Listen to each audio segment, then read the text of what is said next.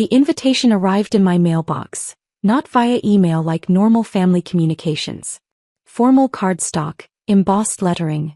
Susan Hartley requests your presence at the annual Women's Wellness Foundation Luncheon. My mother's name. Her foundation. But at the bottom a handwritten note. Mira, you're welcome to attend, but seating is limited. We've placed you at the volunteer coordination table in the garden room. The main ballroom is reserved for major donors and board members. I know you'll understand, Mom. The volunteer coordination table. In the garden room, which was the polite name for the enclosed patio where they put overflow guests and people who didn't matter.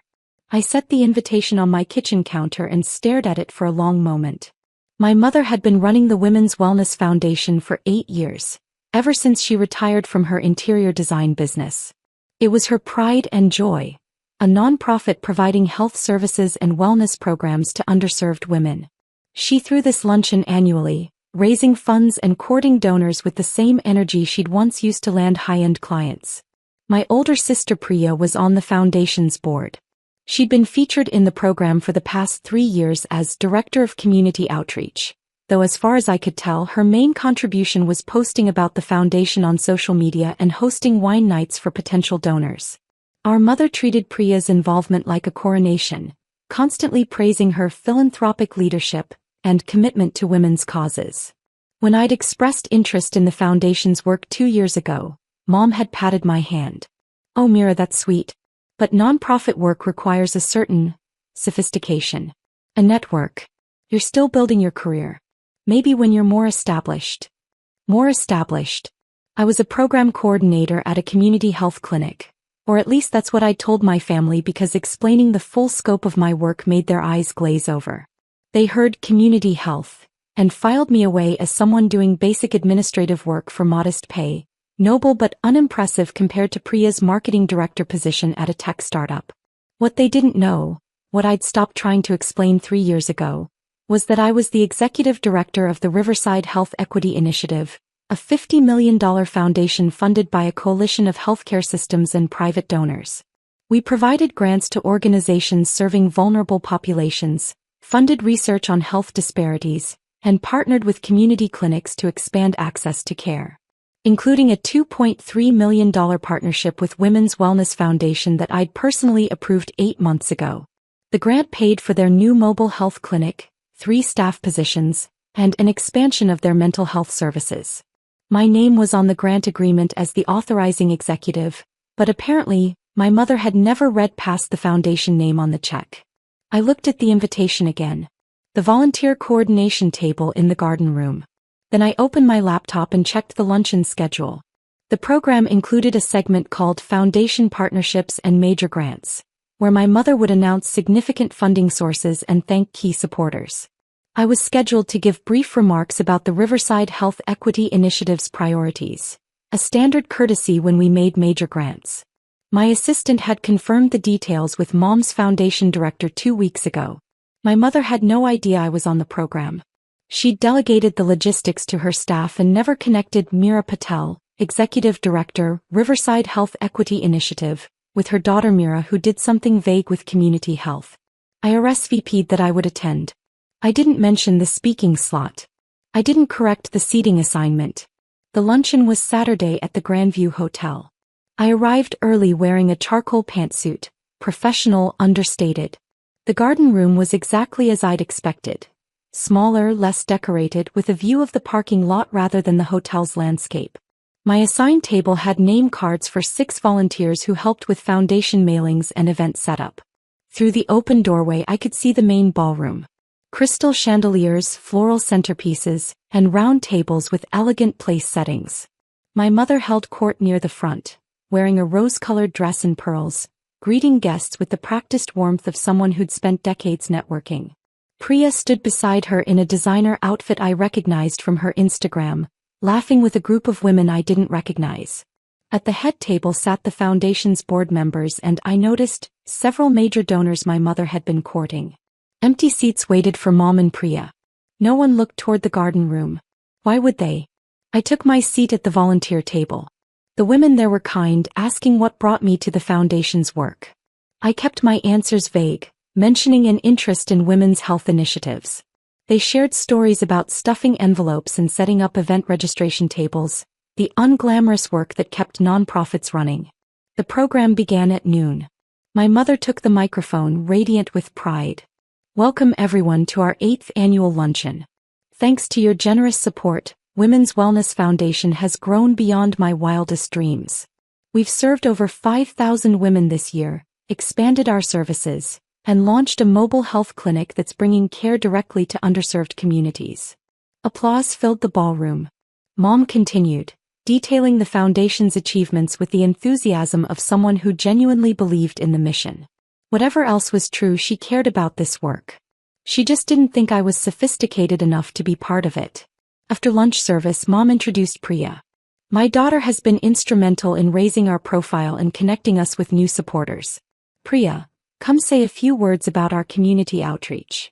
Priya approached the microphone, comfortable and polished. She talked about social media engagement and donor cultivation events, about building bridges, and expanding our circle of impact. It was 80% marketing jargon and 20% substance, but she delivered it well. Mom beamed from the head table. Then came the segment I'd been waiting for. Now, Mom said, returning to the microphone, I want to talk about partnerships. This year we received a transformational grant that changed everything for our foundation. The Riverside Health Equity Initiative awarded us $2.3 million over 3 years, the largest grant in our history. This funding made our mobile clinic possible, allowed us to hire specialized staff, and expanded our mental health services beyond anything we'd dreamed. She clicked to a slide showing the mobile clinic, the new staff, the program expansions. I'm thrilled to announce that a representative from Riverside Health Equity Initiative is here today to share their perspective on our partnership. Please welcome Executive Director Meera Patel. The ballroom fell silent. Mom's expression shifted from proud to confused as she scanned the head table where she'd apparently expected to find me. I stood up in the garden room. Every head in the main ballroom turned. The volunteer coordinator beside me gasped softly. I walked through the doorway separating the garden room from the ballroom, my heels clicking on the marble floor. The walk to the podium felt longer than it was. I could see my mother's face clearly now.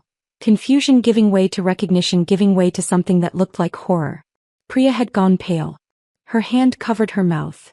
I reached the microphone and adjusted it slightly. Thank you, Susan. I'm Meera Patel, Executive Director of the Riverside Health Equity Initiative. It's a pleasure to be here today, though I notice my assigned seating was in the garden room with the volunteers rather than the main ballroom. An understandable oversight. Nervous laughter rippled through the audience. Mom had sat down heavily in her chair. I want to commend Women's Wellness Foundation for the exceptional work they're doing. When my team reviewed their grant application 8 months ago, we were impressed by their commitment to serving vulnerable populations and their innovative approach to mobile health services. That's why I personally approved the $2.3 million grant that Susan mentioned. I clicked to the next slide, which my assistant had prepared. A breakdown of the grant's impact metrics. Our foundation has funded 43 organizations this year, totaling $50 million in grants. We prioritize partnerships with groups that demonstrate measurable outcomes, strong community connections, and sustainable program models. Women's Wellness Foundation excelled in all categories. I paused, looking directly at my mother. Nonprofit work does require sophistication, as Susan mentioned to me. It requires understanding complex funding mechanisms, navigating healthcare systems, measuring social impact, and building networks across multiple sectors. I'm grateful that my background in public health and grant management prepared me for this work. The audience was rapt. Several people were taking notes. A few had pulled out phones. Our foundation's current priority is expanding access to mental health services for underserved women, which aligns perfectly with Women's Wellness Foundation's new programs. I'm pleased to announce today that Riverside Health Equity Initiative is extending our partnership with an additional $1.5 million over 2 years, specifically designated for mental health expansion. Gasps and applause. Mom's face had progressed from horror to something unreadable. Priya was staring at her lap. However, I continued, and the room quieted immediately, this extension comes with updated requirements. All partner organizations must demonstrate inclusive governance and authentic community engagement. That includes ensuring that people with lived experience in the communities you serve, people who might not fit traditional donor profiles, have meaningful seats at your decision-making tables. Not volunteer coordination tables in garden rooms, but actual positions of influence. The pointed reference landed. Several people glanced toward the garden room, then back at me. I look forward to continuing our work with Women's Wellness Foundation as they grow and evolve. Thank you. I stepped away from the podium. The applause was thunderous, but I barely heard it. I walked back toward my table in the garden room, but the foundation's program director intercepted me. Ms. Patel, I'm so sorry about the seating confusion. If I'd known, if anyone had told me you were Susan's daughter, we would never have. It's fine, I said. The volunteers and I had a lovely conversation. Mom was suddenly there, her face flushed. Mira, can we speak privately? Please. I glanced at my watch. I have another appointment in 30 minutes. Perhaps we can talk briefly. We moved to a quiet corner. Priya joined us, looking stricken. You're the executive director, Mom said, her voice barely above a whisper. You approved our grant. You control $50 million. How did we not know this? I told you 3 years ago that I'd been promoted to executive director.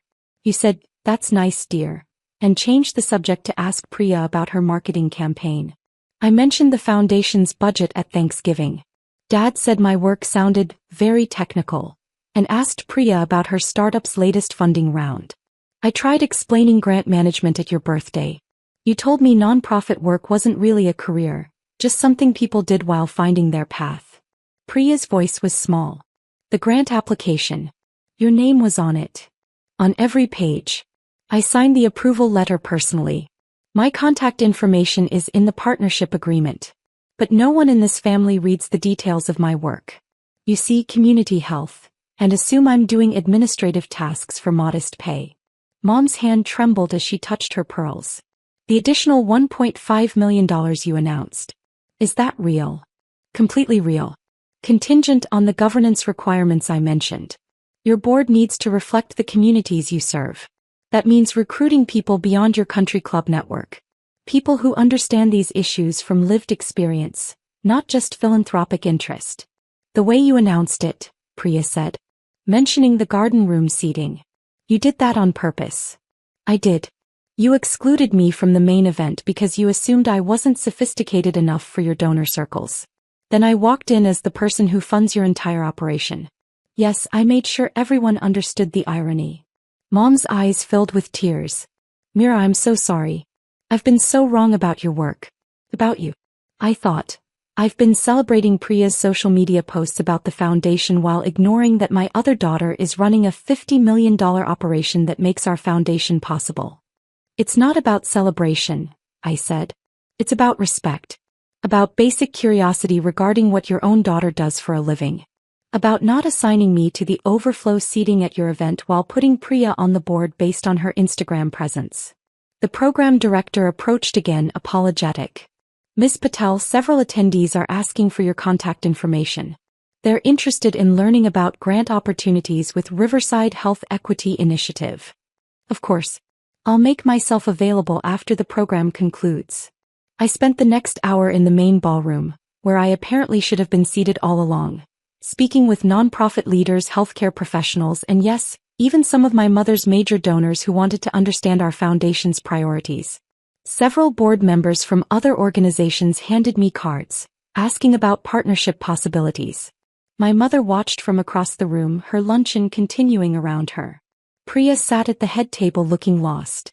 When I finally left, Mom followed me to the parking lot. Can we talk? Tomorrow? Please? I need to understand what I've missed. What I've been missing for years. I'll think about it, I said. Right now, I need to get to my actual appointment. A site visit with another grant partner who's launching a reproductive health program. Will you still support our foundation? The additional funding you announced. That depends entirely on whether you meet the governance requirements. If you're serious about inclusive leadership and community representation, yes. If this is just your social club doing charity work, no. The decision is yours. I drove away, leaving her standing in the parking lot of the hotel where she'd assigned me to the servants' quarters of her important event. My phone exploded with messages over the next week. Apologies, explanations, requests to meet. The foundation's board held an emergency meeting without Mom to discuss governance reforms. 3 board members resigned. 5 new community representatives were recruited, including 2 women who'd been served by the foundation's programs. Priya sent a long email acknowledging she'd coasted on social media performance while dismissing my actual expertise. She offered to step down from the board. I told her to stay but to do real work. Mom and I eventually met for coffee. She brought a notebook and asked real questions about grant management, health equity, and foundation operations. She cried. She apologized. She admitted she'd been playing at philanthropy while I'd been doing the actual work. I didn't forgive her that day, or the next month. But 6 months later, when Women's Wellness Foundation submitted their progress report showing genuine governance changes and authentic community engagement, I approved the extended funding. The next year's luncheon had a different seating chart. No garden room overflow. No donor hierarchy. Round tables mixing board members, volunteers, community representatives, and yes, major funders, all treated as equally valuable voices. Mom introduced me from the podium. My daughter Mira, whose foundation makes our work possible, and who taught me that sophistication in nonprofit work means centering the communities we serve, not the donors we court. I sat at a table with 3 women who'd accessed the foundation's services, 2 volunteers and a healthcare administrator. We had the best conversation of the day. The volunteer coordination table still existed. But now it was in the main ballroom equal to everyone else.